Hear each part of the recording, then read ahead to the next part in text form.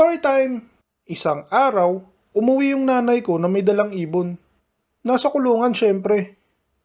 Ako naman, kalaro ko yung pusa namin nun. Pero nung marinig namin yung ibon, pareho kami napatingin dito. Nakita ko nanlalaki ang mga mata ng pusa namin. Nakatitig lang siya dun sa ibon.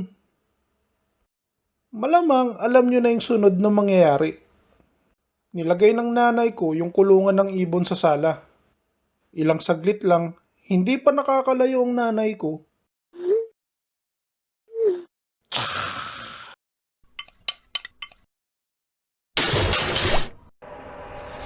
Ang bilis ng pangyayari.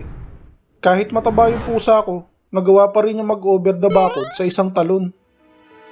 Balahibo na lang ang naiwan sa ibon. Rest in peace, Birdie. Naging parte ka pa rin ng pamilya kahit 5 minutes lang. Like, share, subscribe.